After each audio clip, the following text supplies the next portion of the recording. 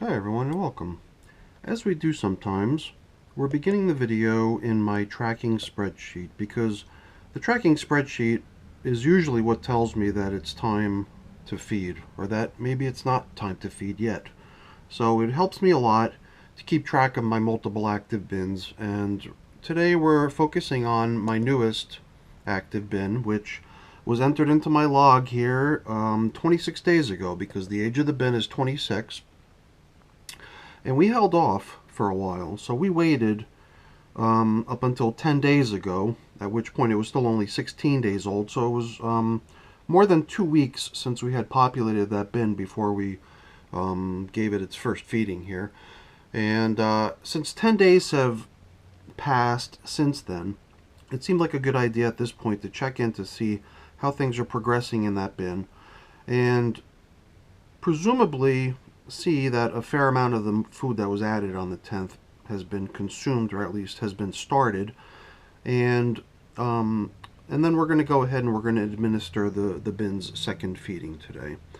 And as needed, we're going to make sure we keep track of how the moisture level looks in there, so if needed we'll add moisture and anything else that the bin might need while we're in there feeding. So let's head on downstairs into the wormery and go check out how our 26-day-old bin is doing 10 days after its first feeding.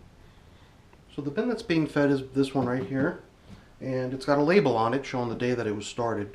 It also helps us determine its age in case we don't have a spreadsheet calculating the number of days for us. But as we saw earlier, this bin is now 26 days old. Let's get a little bit of a closer look here. It's a little bit dark, you know? Let's go ahead and pull this thing out of here and put it up on the bench and we can get a good look at what we're doing. So, to get these guys fed, there's a few things in addition to the food you give them that are important. But let's begin with the food. Here you can see it's an assortment very similar to the feeding they received last time. And again, it's just various kitchen scraps, coffee in its filter, banana peels, cucumber, even stuff that are classified as no-nos can sometimes go into the bin in moderation. Usually they say onions, citrus, things of that nature shouldn't really go into the worm bin, at least not in great amounts. But in small, moderate amounts it's possible. So orange peel, lettuce, cabbage, etc. So it's hard to say what this weighs, maybe a pound or so.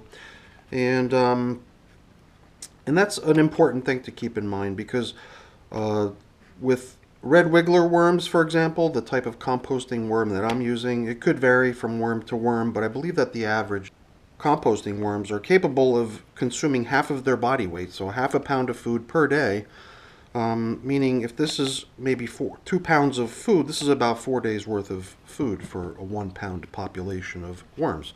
So it is possible to mathematically determine, based on how many worms you had, how much food they should theoretically be able to consume. But you also have to keep in mind there's many other variables that come into play with that.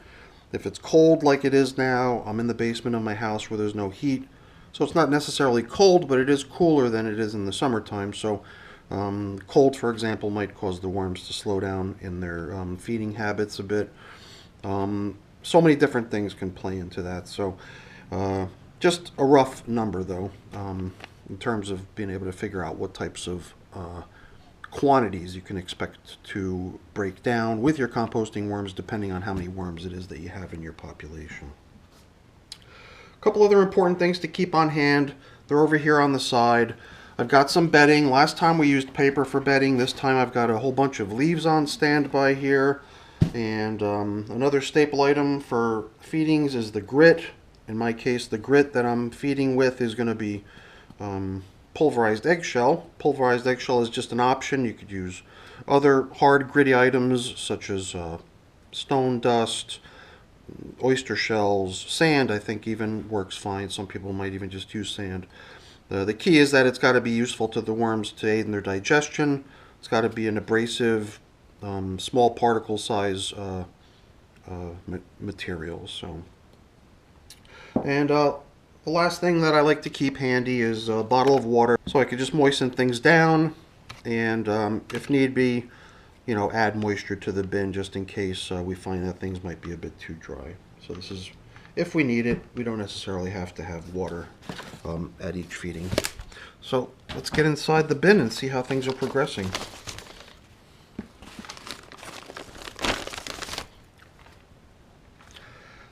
Here in the center, I've got an old coffee filter indicating to me where I had last fed these worms. Because the place where you feed can move around from time to time, and sometimes you don't want to have to go hunting for where the last feeding occurred. You want to know where your last feeding was, because if you're trying to alternate your feeding locations, it's good to know that you fed here last, because then you're going to go feed here next. So in our case, we fed right down the middle. It was the first feeding. Our expectation is that we're probably going to find a fair number of worms hanging out down in that feeding zone. The first time we came in here to feed, we noted how the worms were scattered about pretty randomly throughout the bin, and it's because the first feeding that the bin received when the bin was built included food items that were placed throughout the bin in no particular concentrations. This last feeding, though, was all put into the bin right down the middle. So this time it's fair to expect that we might find small congregations of worms being attracted to individual food items in the bin. So you can already see little pockets of worms that have congregated around certain more appealing items. In this case, a banana peel, a sweet sugary item, definitely going to get the attention of the worms. I believe over down here we've got other more savory, moist food items, but there's very little evidence of what it actually was. All I see is bits and pieces of the bedding that had been placed down here previously. Here in the middle, this dark spot, this is actually an entire coffee filter full of coffee, which the worms seem to have just started to make their way into. But I wonder if the coffee filter lying beneath may have impeded their way up into the coffee. So I'm going to move that coffee filter aside, and when we add the other coffee filter that's in here, we'll do the same. We'll try to keep it off to the side so it doesn't become like a big barrier. The moisture level, you might be able to hear it on the video, is pretty good. Even these leaves on top don't really have much of a hard, crumbly sound to them as you bump into them. They sound pretty good in terms of being a little bit damp and moist, so they don't feel very dry. Here, these paper scraps were the bedding that was used during the last feeding, if I'm not mistaken. So there's really not much other than that pile of coffee and a couple banana stems, maybe this banana peel over here. There's really not a lot left of the previous feeding. So, you know, they'll continue to feast on whatever's in here still. But I always like to have that next dose of food added so that the microbial life, the microscopic life that lives in the bin can actually make its way into that new food and start the breakdown process. Because it is very important that the food has a little bit of a chance to start breaking down. Otherwise, the worms can't just take a bite out of it as it is. Usually it needs to start decomposing to a certain degree before the worms can actually start benefiting from the food. So here again, I'm just probing around because I did notice earlier here when I went to the bottom, I was able to find many more worms hanging out just down in the cardboard bedding. So I was just curious to see if that was the same over here. And that does seem to be the case as well. So yeah, the worms have definitely made themselves comfortable under the feeding zone. And it makes sense because all of the moisture that was emitted from the food that they received last time would have dripped down into the bedding right beneath it. So even if the physical food itself has already been consumed, its juices penetrating into the bedding below is going to really keep the attention of the worms there, and they'll stay just for that. It's definitely a good place to find worms, right underneath the feeding zone. So now in time, we might decide to follow different feeding patterns, and it's always up to you how you want to do this. Some people like myself like to feed in one place. You know why? Is because I like to see all the worms in one place. Other people like to actually see the food completely consumed before they feed, so they'll do what they consider as pocket feeding, and they'll put a pocket of food into a different corner each feeding. So it'll actually take, 1 week, 2 weeks, 3 weeks. It'll take 4 weeks to return to the same feeding spot. And by that time, you should expect to see very little, if any, remaining food from that past feeding 4 weeks ago. And it also kind of helps the worms move around the bin to keep everything continuously being broken down by the population of the worms. So in our case, what we're going to do, since we've already got it all opened up like this, is we're going to simply add the new food right down the middle where the previous feeding had been. So before we put in the food items, we're going to begin with a little bit of bedding. And rather than adding fresh leaves from the box over here, we're going to add these fresh leaves to the top. And since we've already got some good bedding that's been in the bin since the beginning that we could use, we're going to go ahead and we're going to take some of this this paper and move it down to the bottom underneath the new feeding. There's a fair amount of it. I'm surprised. I didn't realize I'd used so much paper. And that's a pretty generous amount. Since it is a little bit dry, I've got my squirt bottle. I'm going to go ahead and I'm going to soak those pieces of paper down below, just because I would like them to be at the moisture level that the feeding zone should be at. And the feeding zone should be at a fairly moist level. It's true that the food that you're adding is going to emit some moisture, but we want to leave that moisture for the worms to take advantage of rather than having it sucked up into the bedding. So in this case, it does seem to make good sense to take this fairly dry paper as we move it down to be our bedding under the next feeding, and add a little bit of water to it. It's pretty good. You don't need much. You don't want to soak it. Remember, the food that you're adding is also going to have moisture content as well. So there's no fanfare. There's no real rhyme or reason to it.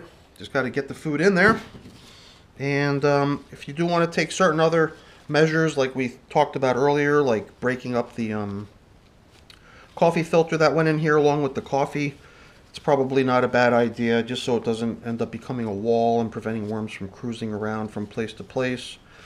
Other than that, I just like to disperse it in a level, even fashion, just so I can cover it up and not have chunks of it sticking out the top. See, I don't use lids, so it's my preference to try to keep this stuff covered and concealed from any sort of flying insects or any other sort of pests that might find this is appealing. So by putting it underneath the surface, especially when it's fruity and smelly and has some real odor to it, it's a good idea to put it down below the surface so that the passerby insects don't just end up swarming into this to take advantage of the bounty. Alright, this looks pretty good. Last thing I like to add sometimes to my feedings, and so far we've seen it added every time, not that there's been many feedings, but since this is only the second time, yes, you have seen me add grit every time, but it is certainly not necessary every time. A small amount each time is probably a good idea, but certainly not necessary. If you just happen to run out, you'll be okay, but you do want to include periodically some grit to go along with the food to help the worms digest it. So now, I'm going to just start covering up this new feeding by almost bringing the entire mass of material over, because it's at this time I like to take a little look around the edge over here, see how things are looking. And it is a little bit dry, so I believe it is a good idea at this point to add a little bit of moisture over here too. Okay. Now as I backfill that crevice I created along the wall over here, as I'm moistening it, I'm also pushing some in towards the middle to cover up the feeding zone. Now we're going to do another quick inspection of what's happening over on this side and try to examine how things look. Now, on this side it's not quite as dry, I think, and I do see worms hanging out on the very, very edge. So it's certainly not so bad that it's scaring the worms away yet, but it is dry enough that I'm thinking that a little bit of moisture certainly can't hurt. Now, if you're using some sort of a watering mechanism or some sort of a higher volume way of administering the moisture, Definitely don't want to be careful not to swamp your bin. You don't want to have standing water at the bottom of your bin. So you want to make sure that you're only adding enough moisture that accounts for the dryness, not so much that you're going to create a bath for the worms at the very bottom. Okay, so we've almost got everything covered up here. I can see little bits of coffee filter, little bits of orange peel here and there. It's not a problem if the food sticks out the top. And as a matter of fact, some people when they feed, they simply place the food right on top and don't even worry about burying it. So there again, it's really a matter of preference. You can do whatever you like. Just want to give your food to the worms on a fairly regular basis. And this will always afford you the opportunity to, check in on them and make sure things aren't drying out or becoming a problem, and giving you enough time to react to anything that might be becoming a problem. Okay, as we talked about earlier, we're just going to use a little bit of fresh leaf cover to top off the bin. I don't want to use too much because the stuff is dry, but since it is dry, I think I will add a little bit more moisture by spraying down the top.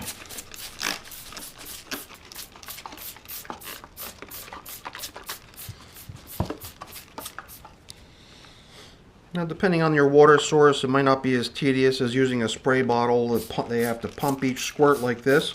Some people use garden sprayers, and it'll just spray continuously. Got to be careful with that, though, so you don't want to just kind of lose track of how much water you've administered. The one thing I like about doing it this way, with the manual spray pump bottle, is that you really do interact with each little dose of water you're adding. You do get a good sense of how much you've put in. So now, something else that we've been doing lately, kind of trying to keep to that whole concept of not putting anything that's going to end up becoming sort of a sponge and pulling the moisture out of the bin, is taking the paper that we place on top and also wetting that down in the process. And we'll do that up to the point of this layer right here with the newspaper. After that, I've got a paper bag and some cardboard covering all that up. I don't think it's necessary to moisten any of those layers, but since these layers are a bit dry, it doesn't hurt to give this a little bit of moisture to start off with as well. Okay. And the rest of it is just covering up and putting it back up on the shelf to let them resume their work. So it's very simple. There's many options. You can blend your food. A lot of people actually take the food and don't administer it whole this way. They put it into a blender and give it to the worms in a mushy, sort of a baby food consistency sauce form. And in that case, you can expect that food to probably get consumed much more quickly. And if that's the case, then you have to probably have a lot more food to provide them with, as well as a place to put them once they start expanding in their numbers, because they're going to grow if you're able to feed them at that pace. But this is about the pace that works for me. Sometimes I receive contributions from my mom with some additional kitchen scraps for the worms, but luckily I don't produce too much, and I'm able to compost all of my kitchen scraps with just a couple of bins, like you saw in my tracking spreadsheet earlier. So I must admit that's the main reason this new bin came into existence in the first place, was because I did feel like I was requiring a little bit of extra, bandwidth to be able to compost a whole lot more food than I was doing previously. So I'm going to clean up around here, but I won't keep you around for that because that's boring. Let me just take this opportunity to say thank you. Thank you for sticking around and watching the video. Hopefully you enjoyed it. If you did, please remember to give me a thumbs up. That's really appreciated. And also consider becoming a subscriber to the channel. That's always really appreciated as well. All right, have a great day. Thanks for watching. Bye-bye.